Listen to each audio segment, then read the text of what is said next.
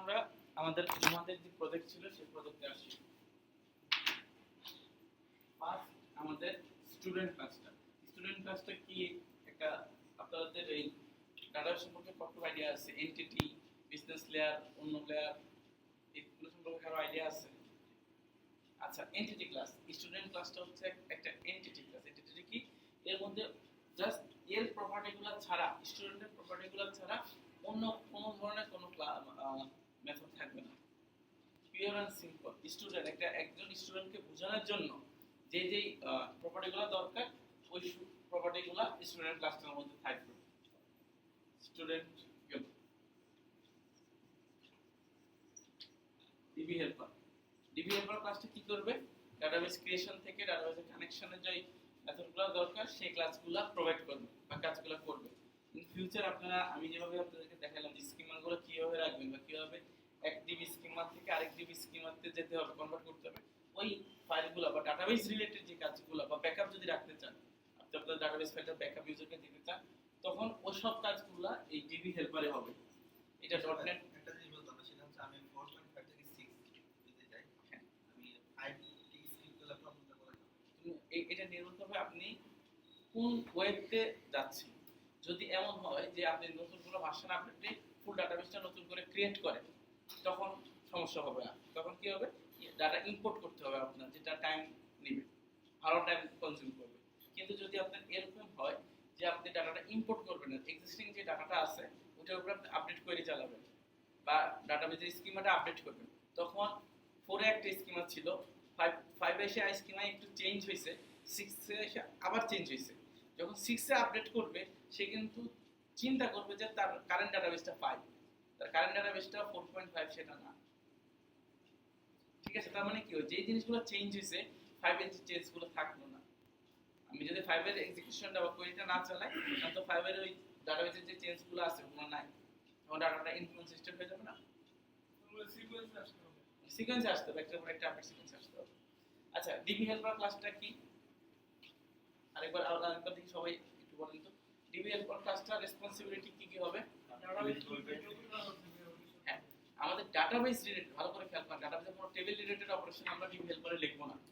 Table related অপারেশনগুলো আমরা ওই প্রত্যেকটা টেবিলের বা প্রত্যেকটা অ্যাক্টিভিটির জন্য আমরা যেটা প্রোভাইডার বা আমরা যেটা গেটওয়ে বলতেছি, ওই ক্লাসগুলোতে ওই অ্যাক্টিভিটিগুলো লিখব। আচ্ছা, ডিবি হেল্পারটা কি করবে? আমাদের ফার্স্টে ডাটাবেসটা ওপেন করবে, কানেক্ট করবে, ক্রিয়েট করবে, ডাটাবেসটা ড্রপ করবে, ডাটাবেসটার স্কিমা আপডেট করবে, ডাটাবেসটা যদি আমরা কখনো কোথাও ব্যাকআপ রাখতে চাই, ওই কাজগুলো ডিবি হেল্পার ক্লাসটা করবে। আচ্ছা, তারপরে সেকেন্ড হচ্ছে আসতেছে এখানে আমাদের স্টুডেন্ট গেটওয়ে।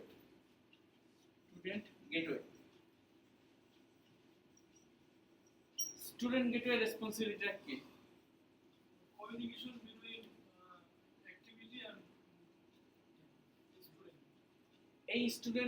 এই স্টুডেন্টের উপরে ডাটাবেজের যে যে অ্যাকশনগুলো হওয়া পসিবল, সেইটার রেসপন্সিবিলিটি হচ্ছে স্টুডেন্ট গেটওয়ে রেসপন্সিবিলিটি।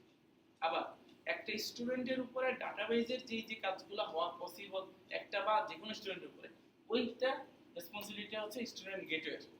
এটা নাম চেঞ্জ করে আমরা স্টুডেন্ট প্রোভাইডারও দিতে পারি। তার মানে কি হবে? সিস্টেমে একটা স্টুডেন্ট ইনসার্ট হতে পারে, সিস্টেমে একটা স্টুডেন্ট আপডেট হতে পারে, সিস্টেমে একটা স্টুডেন্ট ডিলিট হয়ে যেতে পারে।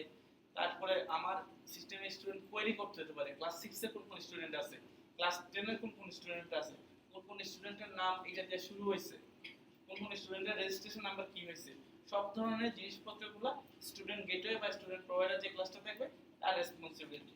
আরেকটা ক্লাস আছে সহজ, just normal main activity. Main অ্যাক্টিভিটিটা কি? জাস্ট আমাদের লিস্ট অ্যাক্টিভিটি, যেটা আমরা লিস্টটা দেখব যে স্টুডেন্ট ক্লাস থেকে ডাটাটা আসছে কিনা।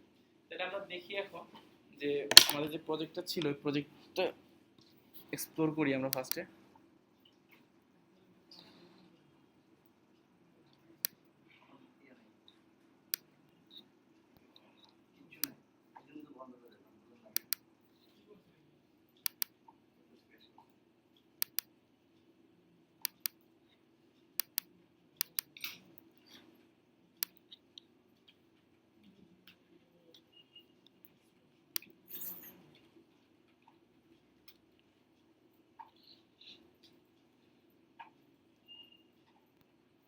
রেকর্ড করতে গেলেই